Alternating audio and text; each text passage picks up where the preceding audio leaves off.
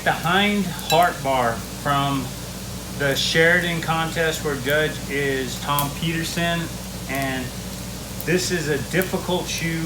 So what we did is we're going to take one element out of it until the very end. When you have a Heartbar, you have to work around the Heartbar, and what we're going to do is we're going to take the bumps out of the toe by overlapping 2 inches, and I've scored the piece of material into 3 scores. 2 inches from this end, 2 inches from this end, 8 inches in the center. It's a 16-inch piece, and we're just going to bend it, and we're going to get it ready to weld in 2 heats. All right, we got the center punch. We're just going to, the center cut on it, that's just going to be the heel of the bar of the shoe. Then we take, up here we have the 2-inch mark.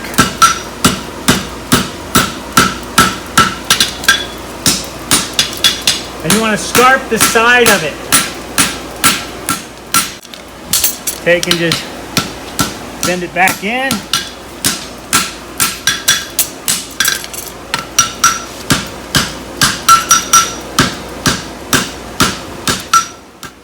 We've got half our shoe done. Get my line where I scored it at.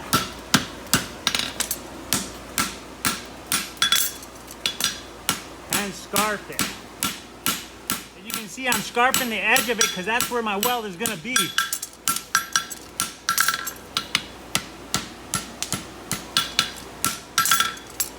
Come up here, get that going down.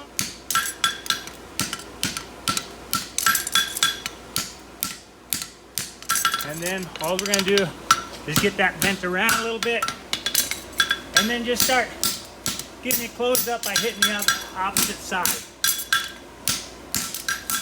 You can see I've got my 2 score lines. I'm just going to bring everything together and put some flux on it. We want these corners to line up. You don't want to just get a boiling heat. So we got flux on it, we'll get it in the fire. All right, I'm going to weld the ends first, because they're going to be the ones that want to pop up. Get those all tidied up now. Weld these back corners. And then the center.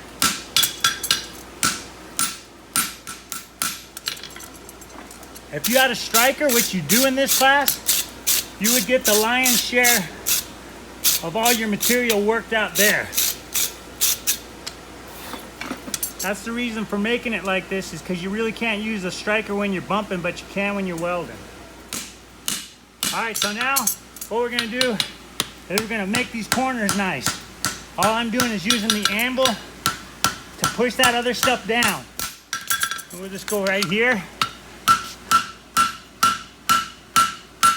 and kind of start getting things round on the inside. And we'll scarf it and weld it one more time. Again, just tacking everything nice together. Just making sure everything's welded good. Alright, we're going to come up here. We're going to grab the corner with the round and push some down.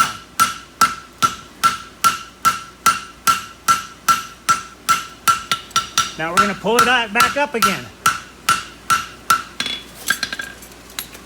Start from the quarter and pushing it over the horn. And we have one masalot done. I'm just going to always put a little flux on it to finish this side up. Just gonna weld the masalot. Just make sure everything is nice and secure on that. All right. I'm bringing this up, bringing that down, going out to the quarter.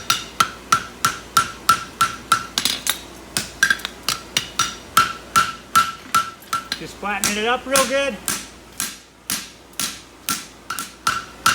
Just always working on those masalots.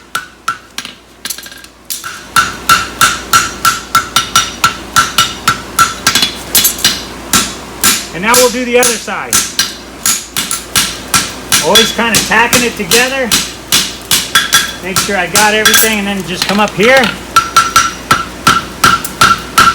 I'm going into the round side with the hammer, and then just picking it up a little bit. Start from the quarter and go right into that masalot. What I'll do is I got so much width, I'm just gonna put some flux on it and just revisit that last step and be done, and then I'll be ready to put my bar in it. Go out to the quarter, and here I'm just gonna square up my front of my shoe.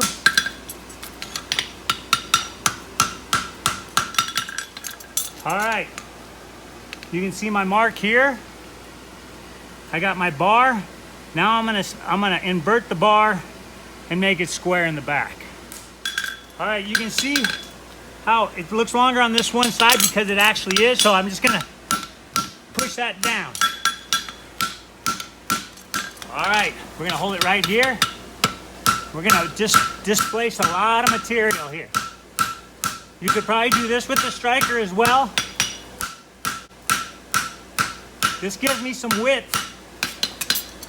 It's always important to have width before you try to neck something up. And then I'm gonna just come right here.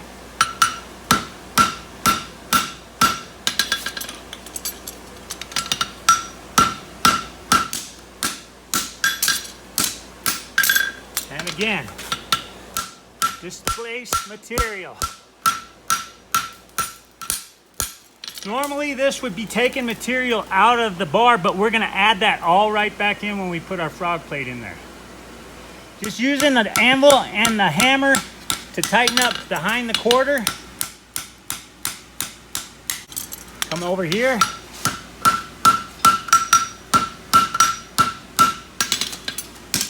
This has to be my lateral side because this is a little bit longer. I'm just gonna try and shorten that up.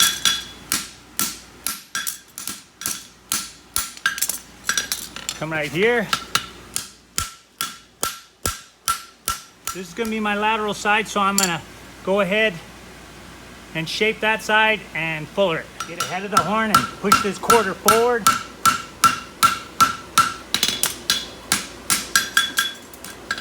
All right, we're gonna mark the fullering. Kind of flatten it up and we'll finish it off next heat.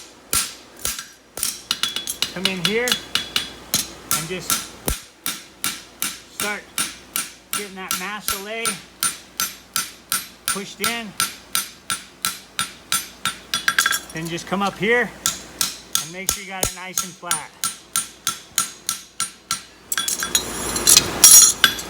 And we'll go to the lateral side. Get onto the lateral side, crisping up our masalots. Go out to the quarter and then get ahead of the quarter to bring it on around.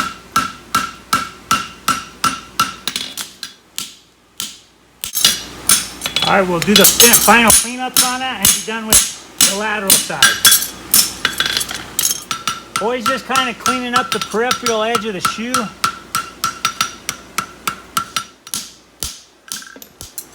We'll hold on to it from this end. Just kind of clean these up. Go right into the masalot. Come right in here and establish my line.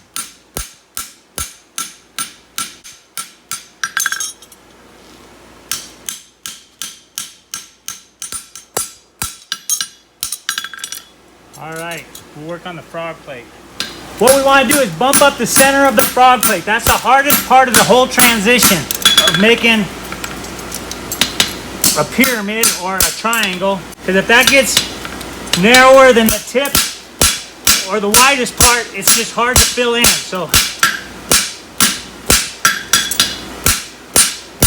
I just like to bump that center up. Just takes a little extra time, but it makes it look sweet. We've got a belly in the center. Just kind of getting that wide.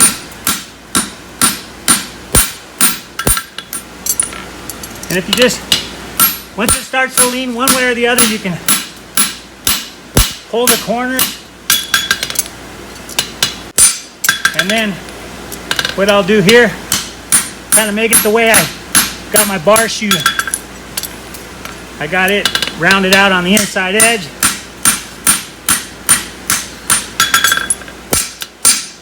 And then I'll scarf it. All right, we're just gonna make this to where it lays right in there.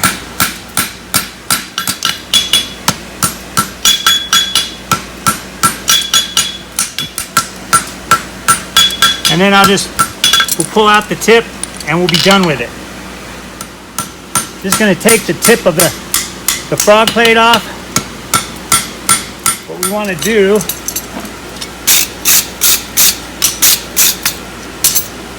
what we're going to do is we're going to get them both hot and we're going to lay it right there. Boom, be done with it. Put some flux on here. Here. Bring it out. I got it a little hot, so I'm going to let it cool down. Get that junk out of there. Letting it cool down lets it kind of become the same temperature. Then you bring it in here. All right, so one thing that's very important, and I should have said it before, is we got a little block. And what this block does is we'll put it right here, and it builds up the edges of your weld. So if you don't have the block, the edges get frayed off and then the edges won't weld. So all I'm doing right there is I'm building up those inside edges so I've got plenty to weld next time. It puckers everything out. And now we'll put some flux on and get us a good weld. And again, just gonna bring it in here.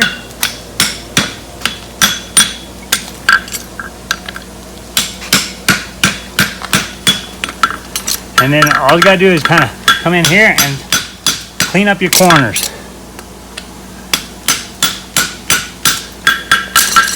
That tightens everything up to where your weld is not just tapering off on the edges.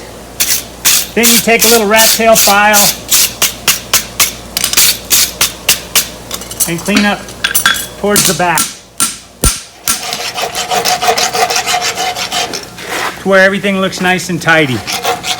Then you can just kind of clean up any of the transitions going into it.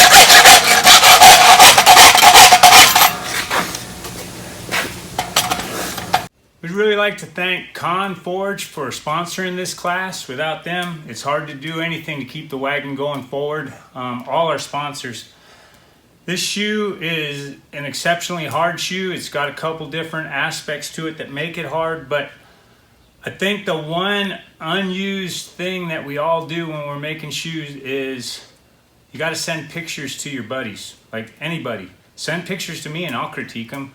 No one really wants to hear that something's wrong before the final day when they hear that something's wrong. So when you're making these shoes, keep the faith and send pictures to your buddies on what you would want to see different or you're having trouble with, and we'll keep moving forward.